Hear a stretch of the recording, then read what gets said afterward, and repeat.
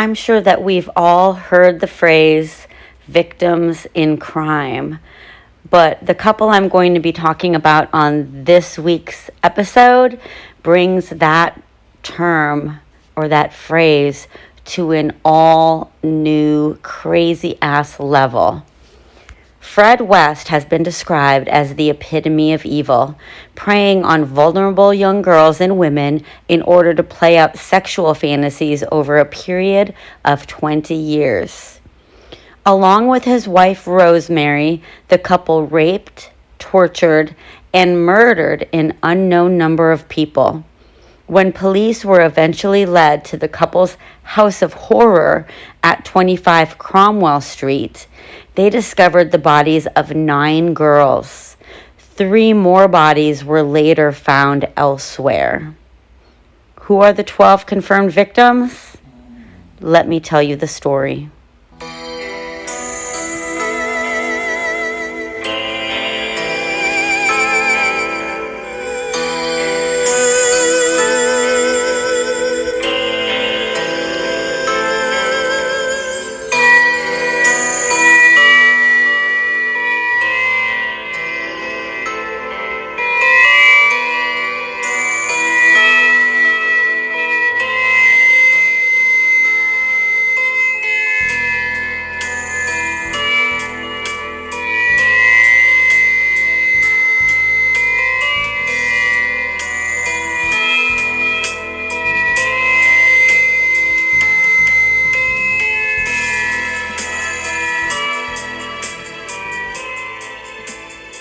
Welcome back, true crime fans. I am Kimi, and I am your host of this podcast, Always Talking Crime.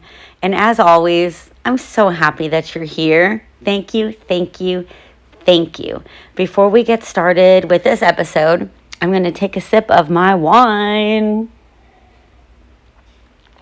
I am drinking a glass of Sauvignon Blanc. I was not going to drink because it's Thursday in the middle of the afternoon, but it is almost 5 o'clock. And it is 5 o'clock somewhere. And bloody hell, this case is fucking crazy. So, I deserve to have a glass of wine. And it's a 2-parter, so I may just be drinking the whole damn bottle. We shall see.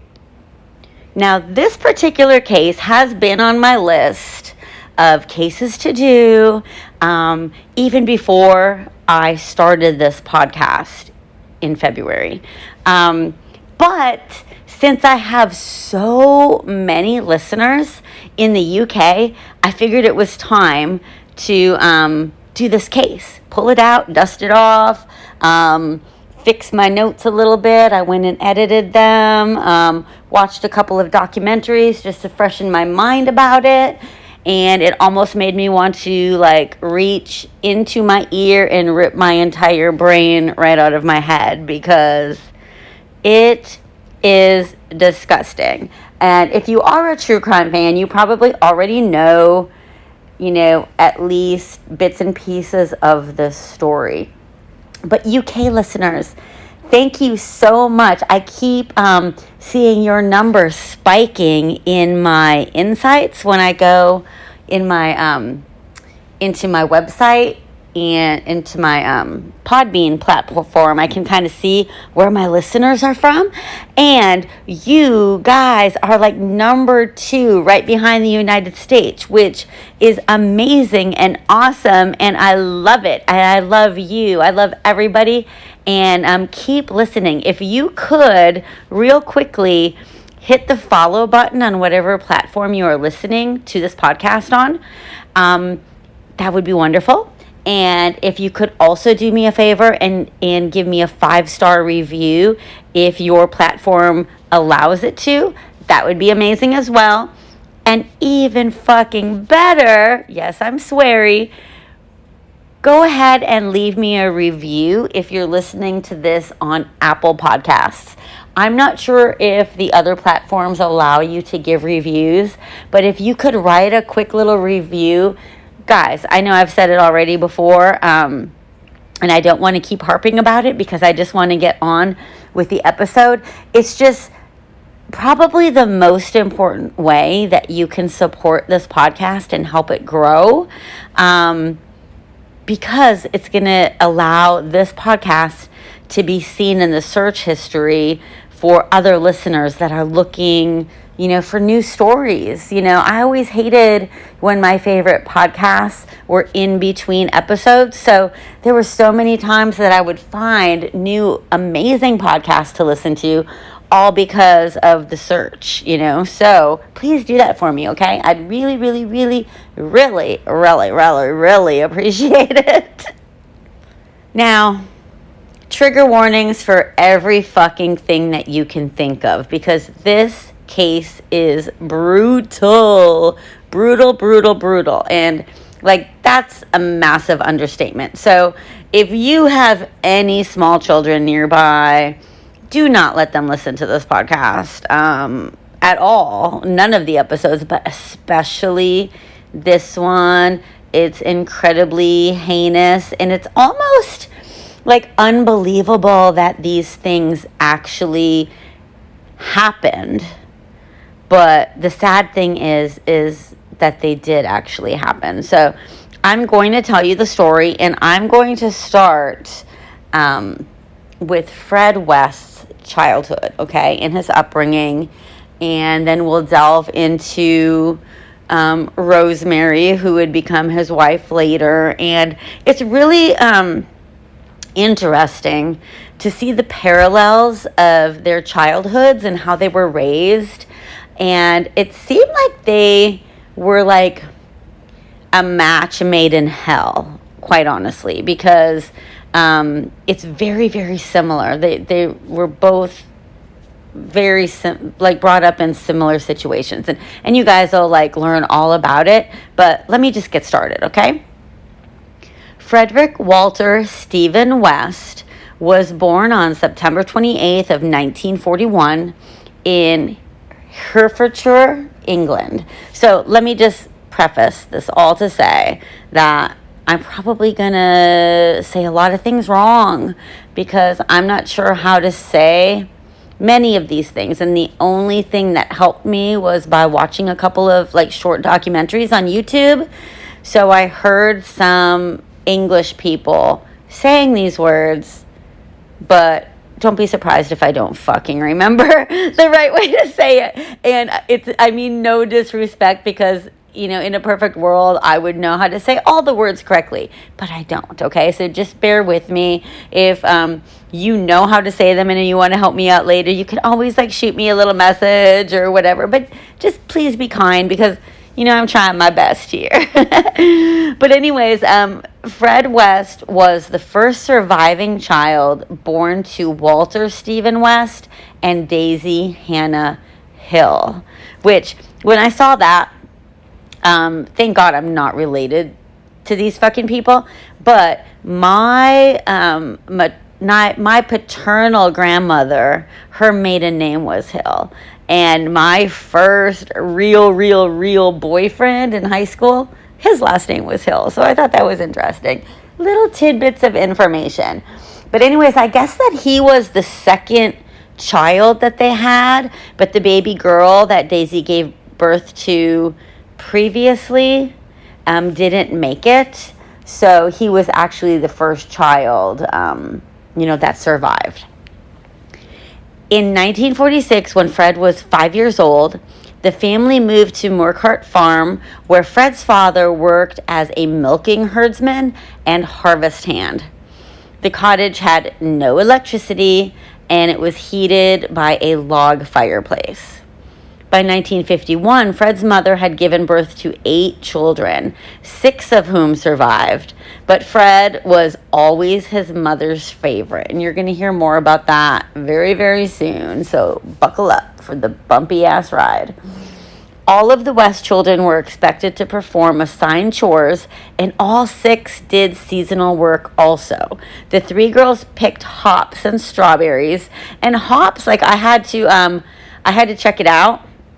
Because I wasn't sure what hops were, But apparently it's a flower that is used in making beer and other beverages, as well as some herbal medicines. So now I know what it means when someone says a beer is too hoppy. In fact, I just heard my boyfriend saying that the other day when we were at a music festival. He was talking to somebody else about some beer not being too hoppy, and I was like, I don't know what the fuck that means. I drink beer, but I'm very particular about which beers I drink, and you can count the types of beer on one hand that I like to consume. But anyways, the girls were always like picking the hops and the strawberries, and the three boys harvested wheat and they hunted rabbits also. The necessity of working to earn a living, or even just to survive, instilled a very strong work ethic in Fred. Fred was described by former classmates as being scruffy, not very smart, and a troublemaker. In fact, I did hear that he had his IQ tested, and it was only like, he only had like an 80 IQ, so yeah, he was not very smart. Throughout his life, he basically remained illiterate, yet displayed an aptitude for woodwork and artwork. He left school in December of 1956 when he was 15 years old, initially working as a laborer at Morcart Farm. This is where it starts to get nasty as fuck. Okay, you guys ready? Fred was introduced to sex by his own mother at the age of 12 and was also taught by his father to engage in acts of bestiality with farm animals in his early teens. Now, if that wasn't disgusting enough, he was also raised to believe that incest was completely normal, and he often witnessed his father's sexual activities with his sisters. That's fucking crazy. By 1957, Fred and his brother John frequently socialized at a youth club in nearby Ledbury, where his distinct and guttural accent marked him to everyone as basically a country bumpkin.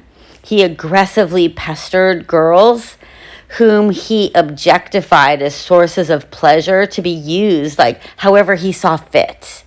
Fred would abruptly approach them and immediately grab them, fondling them. I can't imagine that made him very popular with the ladies. If a girl did accept his advances, she ultimately found his sexual performance to be unsatisfying, basically because his primary objective was only his own gratification. He did not give a shit if the woman was pleasured at all. Shortly after his 17th birthday, Fred bought a motorcycle, and only 2 months after that, he got into an accident. He suffered a fractured skull, a broken arm, and a broken leg, and he was unconscious for 7 days. It's really too bad that this accident would not have been fatal. It would have been a much shorter story, but better story. But however, he did live, obviously. It was after this incident that he developed an extreme fear of hospitals, and he became prone to fits of rage. 2 years later, Fred also suffered a head injury when a girl he groped on a fire escape outside that youth club punched him and sent him falling head first on the concrete. He fell literally 2 floors down on his head. So, it's been, stated on at numerous places that head injuries can make people prone to fits of rage. It can change their personalities. So I'm not sure if he would not have gotten into these accidents, I believe that he still would have become the monster that he was. Maybe not as bad, but basically with his upbringing and everything, he saw nothing wrong with, the way he victimized women and everything. So I don't personally feel like the head injury was the reason why, he was such a disgusting person. But, it's something interesting to think about. Now, in June of 1961, Fred's 13-year-old sister Kitty told her mom that Fred had been raping her for 5 months and that she was pregnant with Fred's baby. Strangely enough, this is kind of weird because, she's fucking, the mom is fucking her son. She's fucking Fred. But it's strange that she immediately called the police, even though Fred learned all this behavior from her and his father. So, I don't know, was she, envious that Fred was, fucking his sister and not her? I don't know, because, the whole thought of incest and all this going on is fucking gross. But I can only assume that she did it to be vindictive because she was envious or whatever. But anyways, Fred was arrested, and he freely admitted to police that he had been molesting young girls since his early teens. He literally asked them, "Doesn't everybody do it?"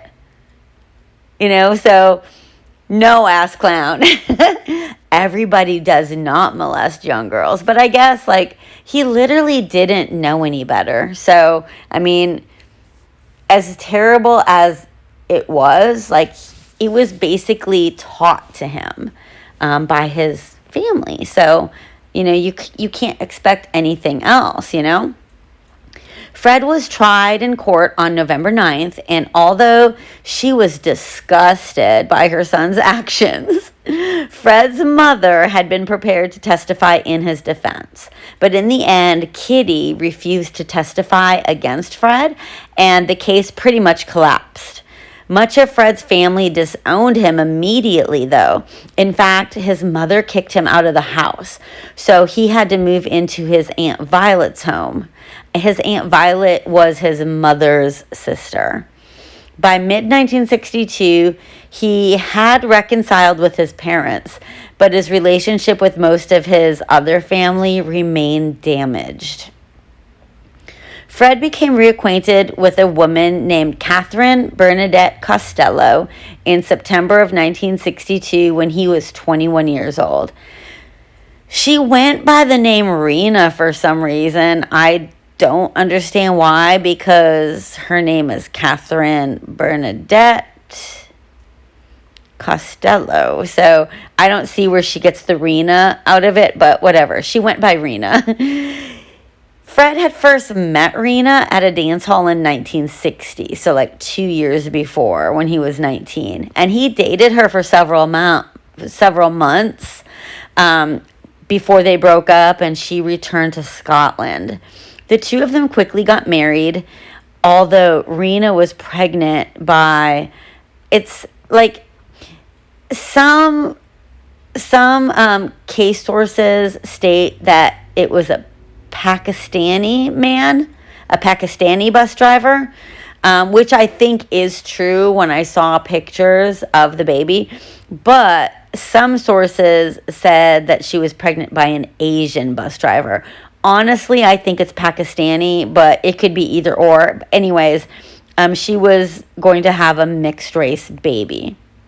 So she was pregnant, from this bus driver at the time of the marriage. The only guest that Fred and Rena had at their wedding was Fred's younger brother, John. The couple initially lived in Fred's aunt's house, but then they moved to Coatbridge, where Fred got a job driving an ice cream truck. Can you imagine some fucking pig like that, selling ice cream to your children? That's, it just makes me sick thinking about it. Rena's daughter, Charmaine, was born in March of 1963, and to explain the child's mixed ancestry, Rena and Fred claimed that she had suffered a miscarriage and that they had decided to adopt Charmaine after that to kind of heal. Shortly thereafter, the couple relocated to Savoy Street in the Bridgeton district of Glasgow. So I guess apparently during that time, there was like a lot of racism against people that were mixed race or whatever. And, you know, I don't even want to say to an extent, there's still a lot of racism, which sucks. So everybody just needs to stop being racist, okay? But I guess that's why they felt like they had to make up this story. And a lot of the family members didn't believe it. And it is kind of far-fetched, but, you know, that's the story they went with. In July of 1964, Rena gave birth to another daughter whom they named Anna Marie. The child was born at the couple's Savoy Street home. The family nanny, that was just weird how it like came out of my mouth. I don't know. I had to like say it again because I wasn't sure I said it right the first time. Her name is Isa McNeil. I-S-A. Is it Isa or Isa? I'm going to just say Isa, but that might not be correct. But Isa McNeil, and the neighbors of the West saw Rena as a considerate mother who was just struggling to bring up 2 children. But Fred, he treated the children harshly. He kept both of the girls in the bottom of a bunk bed with bars fitted to the space between the 2 bunks, basically caging them in, and they were only allowed out while he was at work. So basically, he sucked as a dad right from the get-go, and he didn't want anything to do with the kids. Like he couldn't be bothered with them. The West became acquainted with the nanny's friend, Anne McFall, who at that time was 16 years old. Anne was really upset over the death of her boyfriend at that time. He had been killed in a workplace accident. Anne spent a great deal of time at the West's flat. Oh my gosh, Juliet, don't be so dramatic. I don't know if you guys heard that, but if you did hear some kind of groaning sound, that is one of my puppy dogs, Juliet, being a little drama queen because she is having nappy time with her sister in her little house. As she normally loves being in her house, but I think she's just telling me that she doesn't want to be in there. But of course she's going to be in there anyways.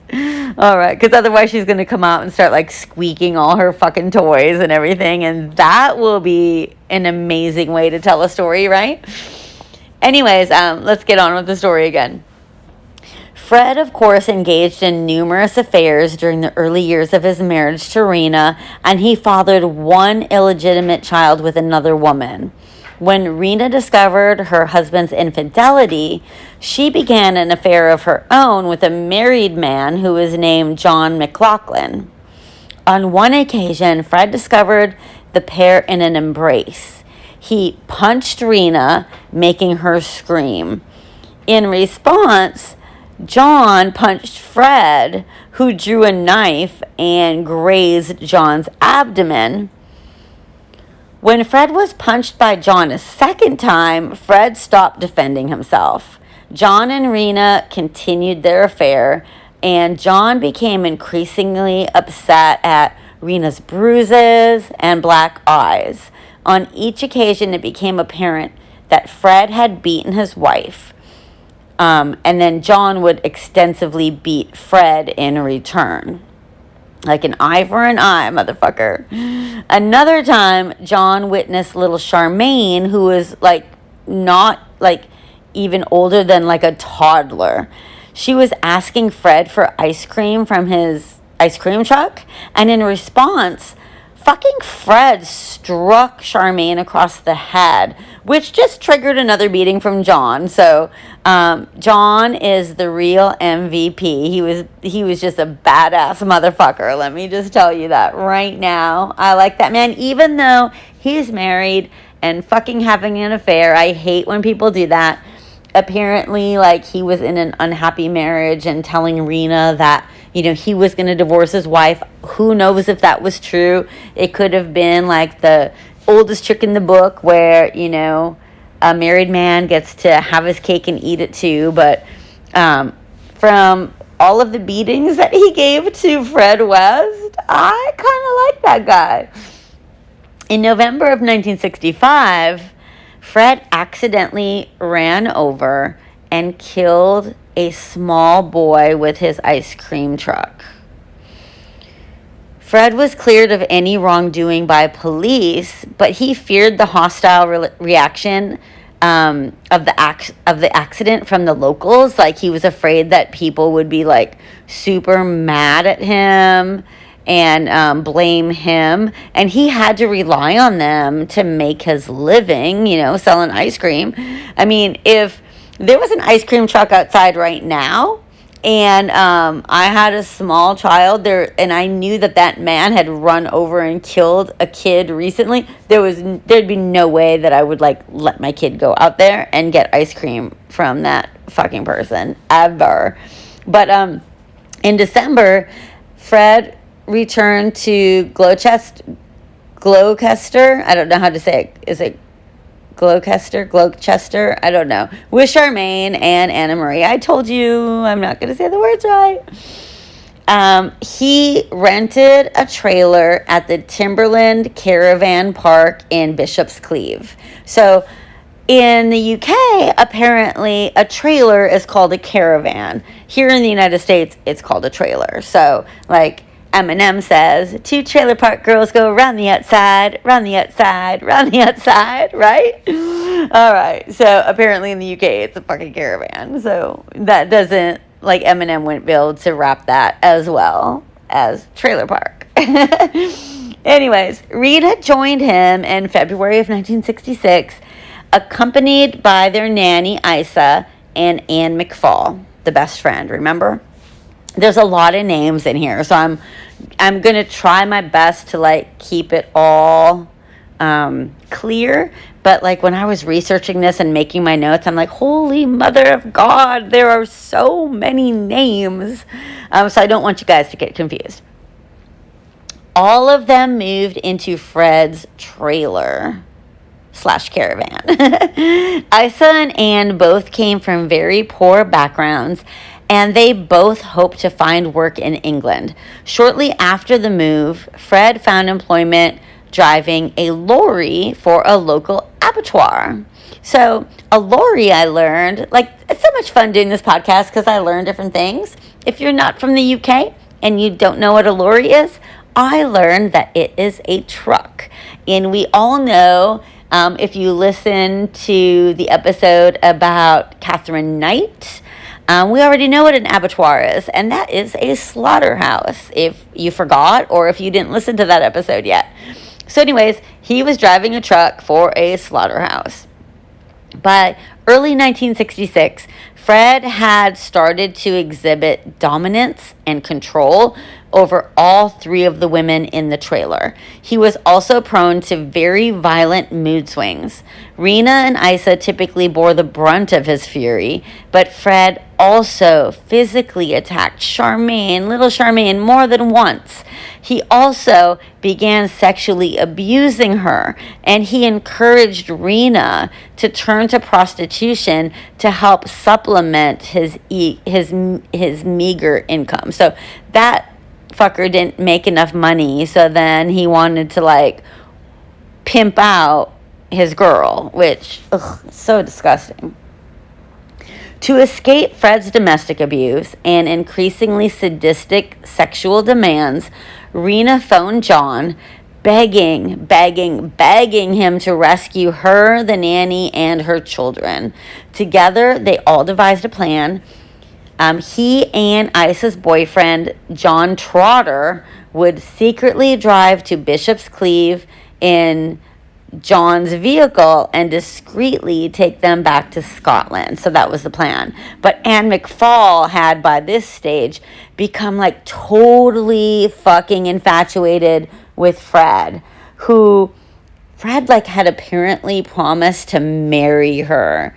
So it's likely that she's the one that informed Fred of this plan, because he arrived at the meeting time and Anne was like weirdly calm as she informed Isa that she intended to remain with Fred to work as the children's nanny when she left. Of course, an altercation ensued between Fred and John, resulting in Fred being struck several times as he clutched onto Charmaine and Anna Marie. Police were called, and both of the Johns, Isa and Rena, left, with Fred threatening to kill Rena should he ever see her again. So it's crazy because, like, this motherfucker didn't even want the kids out of the bunk bed when he was home. But, like, he's keeping the kids. And, like, I can't believe that Rena's, like, leaving to go to Scotland without her children. I mean, John should have just beat him so severely that they could have just grabbed the kids and gone. To ensure her daughter's well-being, Rena frequently traveled to England to visit Charmaine and Anna Marie while they lived with Fred at Bishop's Cleeve. Despite initially maintaining her friendship with Anne, it didn't take long for Rena to start to resent her presence around her daughters. On October 11th, in an act of resentment, Rena stole some belongings from Fred's trailer and returned to Scotland with it. She was arrested the following month and had to return to Gloucester to face trial. On November 29th, Rena was sentenced to 3 years probation. So she didn't have to do any jail time, just probation. Fred testified at the hearing, admitting that he and Anne were living together, but he falsely claimed that she intended to return to Scotland soon. After the trial, Anne moved into another trailer. It was at the Timberland Caravan Park, while Rena alternated between living with Fred and returning to Scotland. So she kind of went back and forth, and Anne had to move into a different trailer. Letters Anne had written to her family and Isa between 1966 and 1967 indicate that she actually believed a relationship with Fred could offer her a better life than she had experienced in Scotland. And she kept trying to persuade Fred to divorce Rena so that they could get married. In July of 1967, Anne McFall, who is now 18 years old and 8 months pregnant with Fred's child, vanished. She was never reported missing, but her dismembered remains were found buried at the edge of a cornfield between Muchmarkel and Kempley in June of 1994, almost 30 years later. Her limbs had been carefully disarticulated, and many of her phalange bones were missing. They were likely to have been retained by Fred as keepsakes. Her unborn child may also have been cut from her womb. Fred initially denied that he had killed Anne, but confided to one visitor following his eventual arrest that he had stabbed her to death following an argument. Like, they got into an argument, he stabbed her to death. This explanation is inconsistent with the fact, though, that her wrists were found with sections of dressing gown cord wrapped around them, which that obviously suggested that she had been restrained prior to her murder. The following month, Rena returned to live with Fred, and the couple relocated to the Lake House Caravan Park. Their relationship initially approved, but Rena left the following year, again leaving the children in his care. I don't fucking get it. On these occasions, when Fred had no woman to supervise and care for the girls, he would temporarily place them in the care of Gloucestershire Gloucestershire Social Services. I know I'm not saying that right. I'm sorry. I'm sorry. Forgive me. Okay. Moving on. A 15-year-old named Mary Basthelm went missing on January 6th of 1968. She was a waitress at a cafe that Fred frequently visited. Mary was abducted from a bus stop. Fred confessed to police that he had killed her after raping her in his car. She is believed to have been buried in Bishop's Cleeve. Police were unable to charge Fred with this crime as they had no evidence. Her body has still never been found. And there is a recent documentary about this by Sir Trevor McDonald, but I haven't had a chance to watch it yet. Trevor McDonald is hoping that the police will reopen this case so that Mary's remains can be found, as well as other possible victims that are still unknown, because so many people feel like there's a lot more victims. And yeah, there probably are. So this is still like going on right now. So in fact, they were searching. They like dug up the cellar of like the cafe, the building where the cafe used to be that Mary worked at, and they were hoping that they were going to be able to find her body, and it was not found, but they're still, considering looking. So this was just like last year, like a year ago. So, yeah, like it's not over. I mean, I'm sure that more victims, can be found if the police decide to reopen the case. All right, guys. So now we are going to start talking about Rosemary. Rosemary Letts. Fred first encountered Rosemary Letts in early of 1969, shortly after she turned 15 years old. The pair first met at the bus station. Initially, Rose was repulsed by Fred's unkempt appearance and figured that he was like a huge loser, and she wasn't wrong.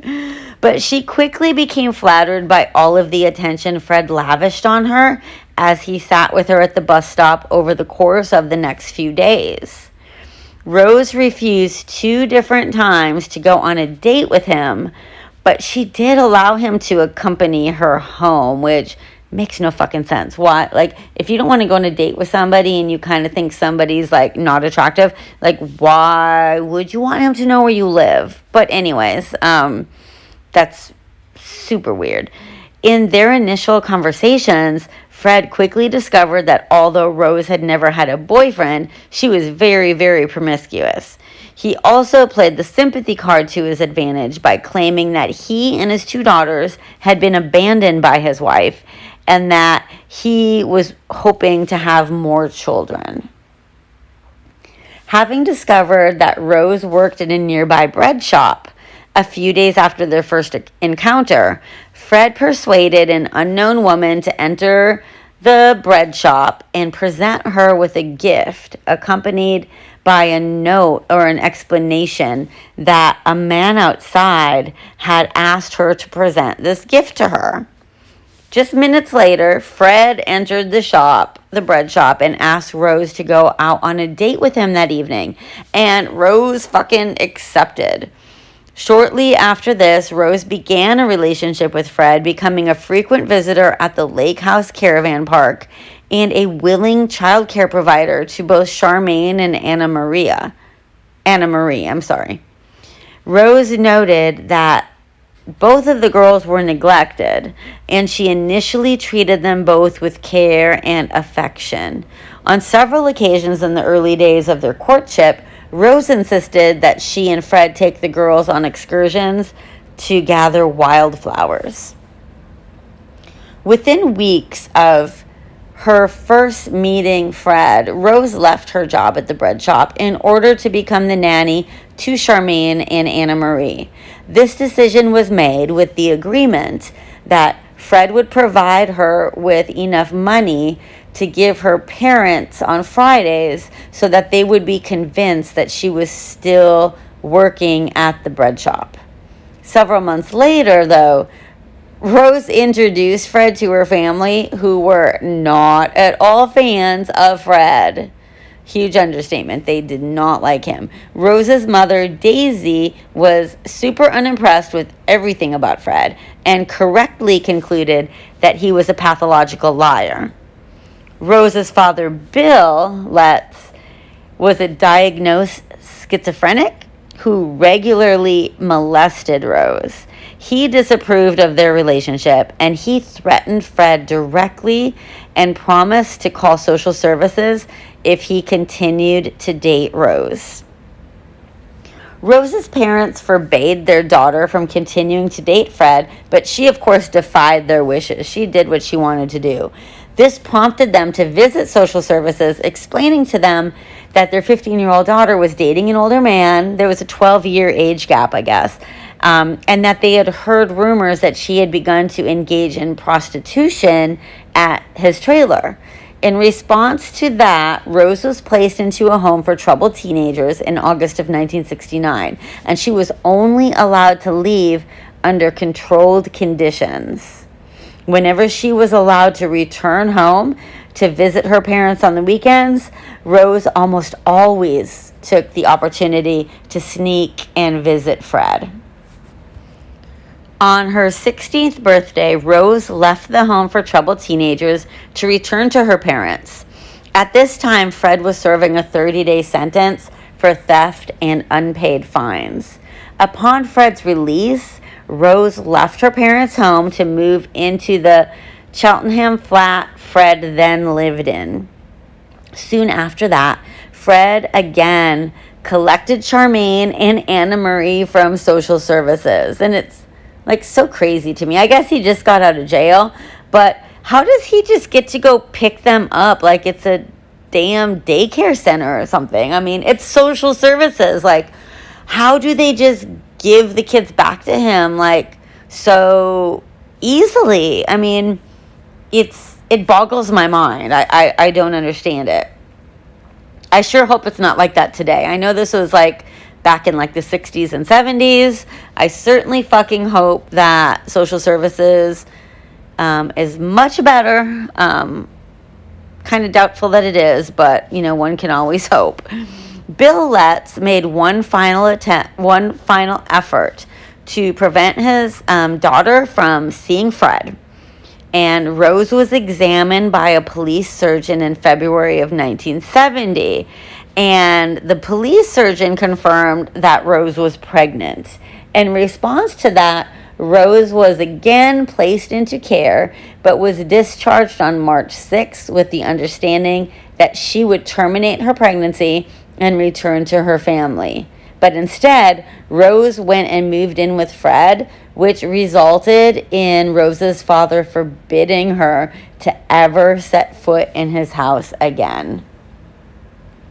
3 months later, the couple vacated the Cheltenham flat and relocated to the ground floor flat of a 2-story house in Midland Road. On October 17th of 1970, Rose gave birth to their first child, a daughter they named Heather Ann. And there is speculation still that Rose's own father was actually Heather's biological father. And, you know, perhaps that's why he was so upset that Rose, you know, was going to live with Fred. You know, nobody knows for sure, but I mean, he was fucking his daughter, so it would make sense that maybe they were having a child together. Who knows? 2 months later, Fred was imprisoned again, this time for theft of car tires and a vehicle license, which they called a tax disc. He remained imprisoned until June 24th of 1971. As he served this 6.5-month sentence, Rose, who was only 17 years old, looked after the 3 girls. Charmaine and Anna Marie were both told to refer to Rose as their mother. According to Anna Marie, she and Charmaine were frequently subjected to criticism, beatings, and other forms of punishment throughout the time they lived under Rose's care at Midland Road. Although Anna Marie was generally submissive and prone to display emotion in response to the physical and mental hardships she and her sister endured, Charmaine was different. Charmaine, repeatedly infuriated Rose with her stoic refusal to either cry or display any sign of grief or servitude, no matter how severely she was physically punished. It's like Charmaine was like giving her the finger, like, fuck you. I'm not going to like give you, make you happy by showing that, you're upsetting me or hurting me or whatever. Despite the years of neglect and abuse, Charmaine's spirit had not been broken. She talked wistfully to Anna Marie of the belief that she held that Mummy will come and save me, which is so heartbreaking. Charmaine also repeatedly antagonized Rose, this is funny, by making statements such as, "My real mummy wouldn't swear or shout at us," in response to Rose's scathing language. A childhood friend of Charmaine's named Tracy Giles, she lived in the upper flat of 25 Midland Road, would later recollect an incident in which she had entered the west flat unannounced. Tracy saw Charmaine naked and standing on a chair. She was gagged and had her hands bound behind her back with a belt. Rose stood alongside Charmaine with a large wooden spoon in her hand. According to Tracy Giles, Charmaine had been calm and unconcerned, while Anna Marie had been standing by the door with a blank expression on her face. Hospital records showed that Charmaine had received treatment for a severe puncture wound to her left ankle in the casualty unit of the hospital on March 28th of 1971. This incident was quickly explained by Rose to have resulted from a household accident. Okay, guys. Rose is believed to have killed Charmaine shortly before Fred's prison release date of June 24th, 1971. She is known to have taken Charmaine, Anna Marie, and Heather to visit Fred on June 15th. It is believed that on or very shortly after this date, Charmaine was murdered.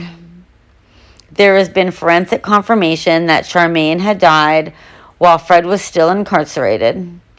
And further testimony from Tracy Giles' mother, Shirley, corroborated the fact that Charmaine had been murdered before Fred had been released on June 24th.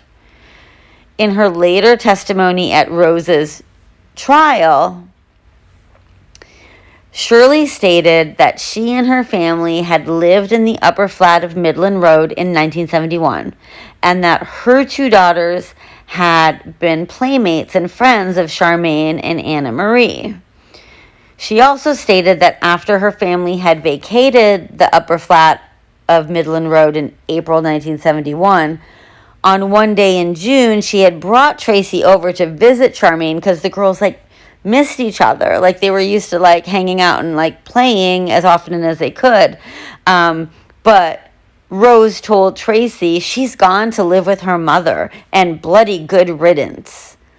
So Shirley was adamant that Fred was still in prison on this occasion. As she did with the Giles family, Rose explained Charmaine's disappearance to others by claiming that Rena had called and taken Charmaine to live with her in Bristol. She informed staff at Charmaine's primary school that Charmaine had moved with her mother to London. When Fred was released from prison, Anna Marie was concerned for her sister's whereabouts, but Fred claimed that Rena had collected Charmaine and returned to Scotland. Anna Marie lived to write her autobiography. It's called Out of the Shadows, and it recollected that when she asked why her mother had collected Charmaine, but not her. Like, imagine, like, if she believed Fred, like, she could have asked, this question, like, why did mommy take Charmaine but not me? She might not have actually believed that had actually happened, but if she did, imagine, like, her hurt and devastation. And she probably, like, believed that, like, her mom didn't love her as much as she loved Charmaine. But anyways, Fred, like, callously replied to her, "She wouldn't want you, love. You're the wrong color." Disgusting. Charmaine's body was initially stowed in the coal cellar of Midland Road until Fred was released from prison.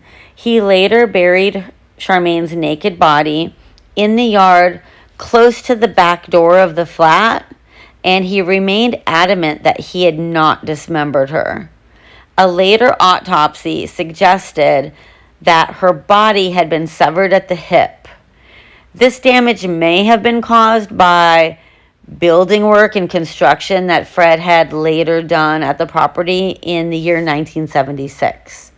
Several bones, particularly finger, wrist, toe, and ankle bones, were missing from her skeleton, leading to the speculation that the missing parts had been retained as keepsakes. This actually proved to be a distinctive discovery in every single autopsy of every single victim that was later found in 1994. Rena maintained sporadic contact with her children on each occasion that she and Fred separated. She is also known to have visited Moorcourt Cottage to inquire as to her children's whereabouts and welfare in the latter half of August of 1971. Rena was depressed and extremely anxious about her children's welfare. Being provided with Fred's Midland Road address, Rena sought to confront him, most likely to discuss or demand custody of her daughters. I mean, it's crazy because, like, Charmaine was not even Fred's daughter. So, I mean, this is just all fucking craziness. Like, why she didn't at least take Charmaine, because, like, Charmaine's wasn't even Fred's actual kid. But this was the final time Rena was ever seen alive. She is believed to have been murdered by strangulation, possibly in the backseat of Fred's car, and likely while intoxicated. When her body was later discovered, a short length of metal tubing was found with her remains, leaving the possibility that she had been restrained and subjected to a sexual assault prior to her murder. Rena's body was extensively dismembered, and it was placed into plastic bags and buried close to a cluster of trees. In January of 1972, Fred and Rosemary got married. The ceremony took place at Gloucester Register Office, with Fred incorrectly describing himself as a bachelor on the marriage certificate. No family or friends were invited except for Fred's brother John, who acted as best man. Several months later, with Rose pregnant with her second child, the couple moved from Midland Road to an address nearby, 25 Cromwell Street. Initially, the 3-story home was rented from the council. Fred later purchased the property. To facilitate the Wests purchasing the property from the council, many of the upper floor rooms were initially converted into bed-sits to supplement the household income. So basically, bed-sitting in the UK is like renting out bedrooms in your home here in the US. To maintain a degree of privacy for his own family, Fred instilled a cooker and a wash basin. I don't know if a cooker is like a stove or like a hot plate. I'm not sure. So, UK people, tell me, what is a cooker? What do you guys call a cooker? Because it just says Fred installed a cooker and a wash basin. on the first floor landing so that their lodgers, people renting from them, had no need to enter the ground floor where the West family lived. So they had some privacy. In addition, only Fred and his family were permitted access to the garden of the property. And yeah, pretty soon you're going to know why. On June 1st, Rose gave birth to a second daughter. The date of her birth led Fred and Rose to name this child May June. Shortly after giving birth to May, Rose began to work as a prostitute, operating from an upstairs room at their residence and advertising her services in a local contact magazine. Fred encouraged Rose to seek clients in Gloucester's West Indian community through these advertisements. In addition to her prostitution, Rose was engaging in casual sex with both male and female lodgers in their household. So the people that were renting rooms, as well as people Fred encountered through his work. Rose often bragged to several people that no man or woman could completely satisfy her. When engaging in sexual relations with women, Rose would gradually increase the level of brutality to which she subjected her partner to, like acts of partially suffocating her partner, or, this is really gross, inserting increasingly large dildos into the woman's body. If the woman resisted or expressed any pain or fear, this would greatly excite Rose, who would then ask, "Aren't you woman enough to take it?" Ugh, gross. Fred frequently participated in threesomes with Rose and her lovers, and to many of these women, it became apparent that they both took a particular pleasure from taking women beyond their sexual limits, typically in sessions involving bondage. The West openly admitted to taking great pleasure from any form of sex involving a strong measure of dominance, pain, and violence. To cater to these fetishes, they amassed a large collection of bondage and restraining devices, magazines, and photographs, later expanding this collection to include videos depicting fucking gross bestiality and fucking graphic as fuck child sexual abuse. This, they make me fucking ill. Ugh. I hope you guys are not eating, because if you can eat and listen to this, I don't know how you could do that.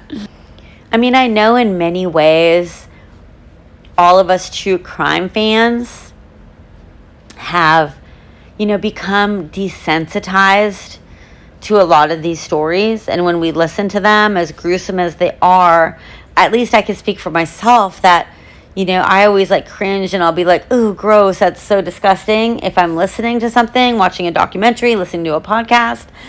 But you don't actually go there. You don't actually stop and fucking think this actually happened.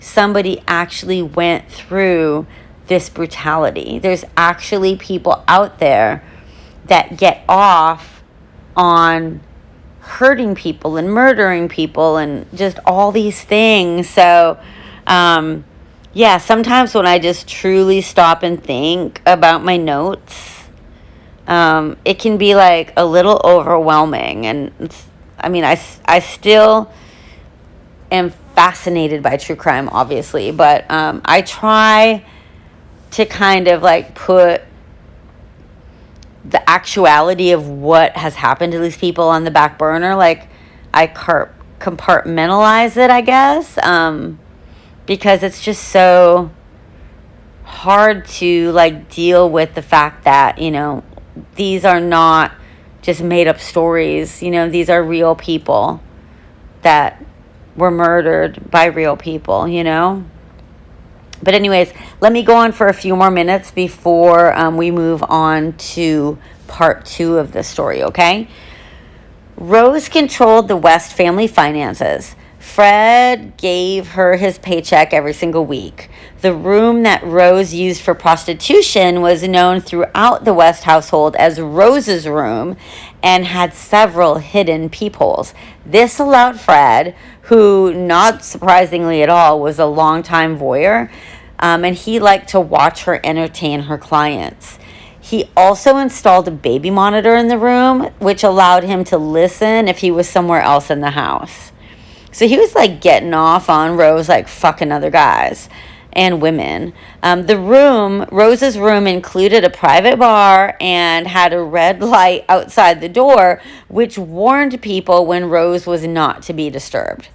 Rose carried the sole key to this room around her neck, and Fred even installed a separate doorbell to the household. So that doorbell is what Rose's clients were instructed to ring whenever they visited.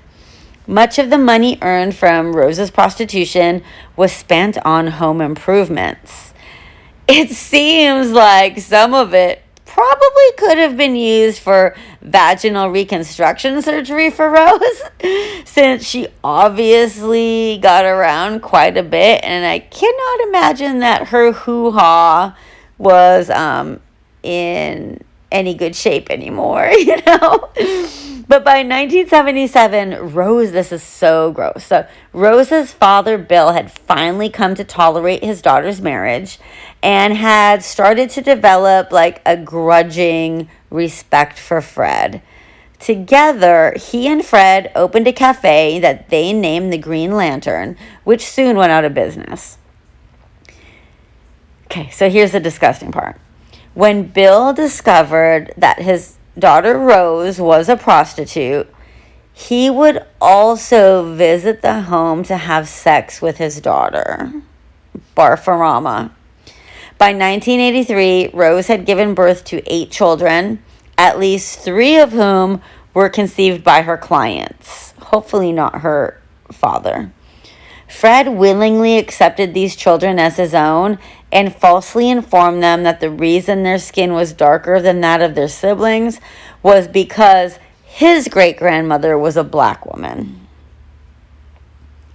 When each of the West children reached the age of 7 years old, they were assigned numerous daily tasks and chores to perform in the house. So this is just like when Fred was a child. Remember, I was telling you in the beginning of this episode that when all of the kids turned 7, they had chores that they would have to do on the farm. Well, it was the same for Fred's family when he grew up.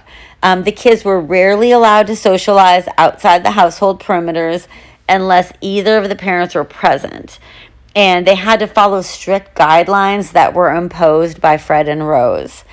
There were severe punishments if the children went against any of their household rules, which these punishments were almost always physical ones. The children feared being the victims of violence from their parents, and the vast majority of it was inflicted by Rose. The violence was sometimes irrational, indiscreet, or just inflicted for Rose's own gratification. But she always took great care not to mark the children's faces or hands in any of these assaults. First Heather, and then her younger brother Stephen, who was born in 1973, ran away from home. But for some reason, they both returned to Cromwell Street after several weeks, and both of them were beaten when they returned home.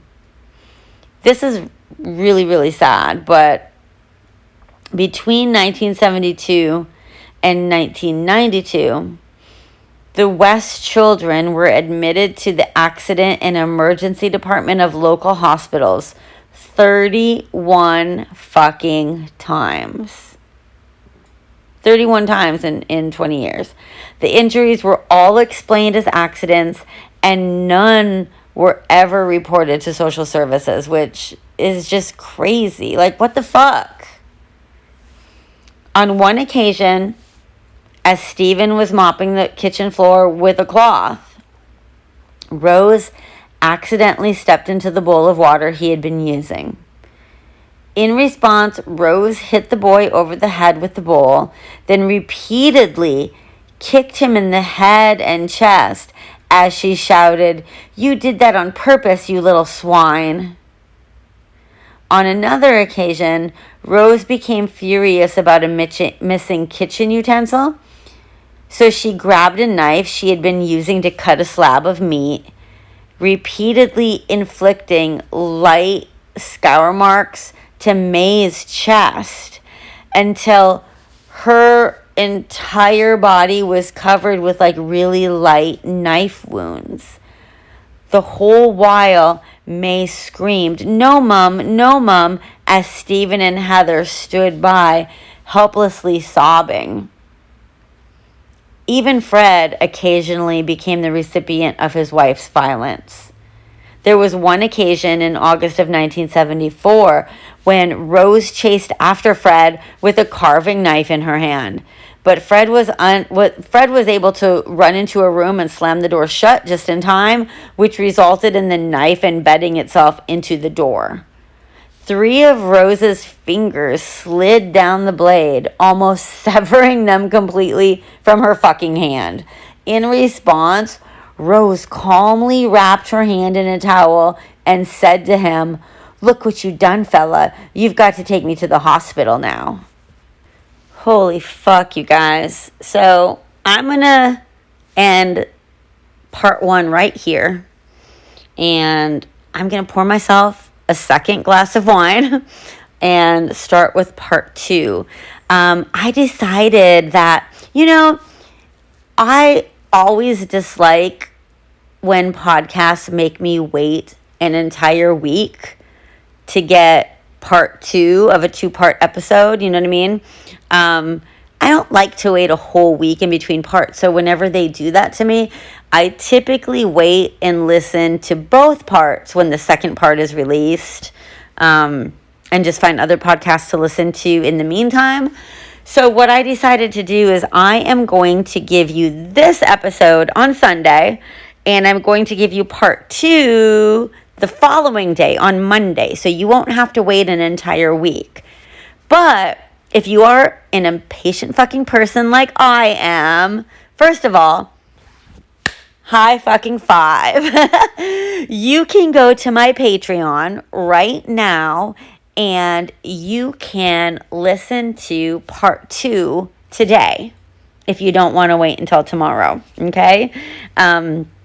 All of the episodes are always available to patrons a day before it hits everywhere else. So feel free to do that if you don't want to wait. There's also other episodes on there. There's a couple of extra episodes for May in there right now that gives you extra content, extra bonus content that you can get if you choose to. There are 3 tiers. So go over to patreon.com/alwaystalkingcrime. Check it out. See if it's something that you want to do to support the podcast.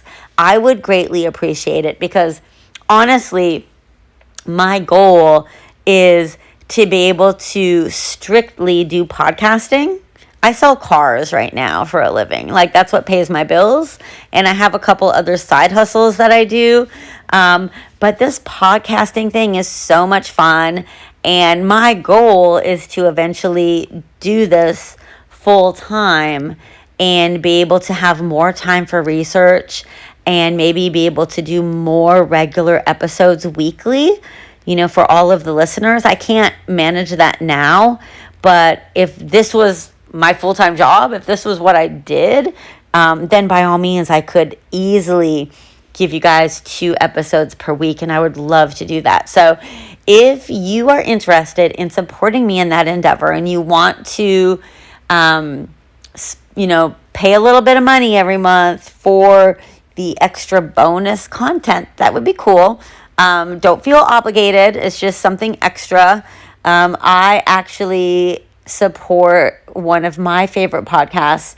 I'm one of their patrons on their Patreon, and I'm considering signing up on another podcast Patreon just because I enjoy them so much and they do such a great job and I would like them to benefit monetarily by all the hard work that they put in. So, like I said, if you were just happy listening to the free episodes on the podcast platform you listen to, that's fucking awesome. And I'm so glad that you're here. Just do me a favor by following, rating, reviewing, telling your fucking friends about it, all that kind of stuff, okay? But let me go pour some more wine, and I will see you in part 2.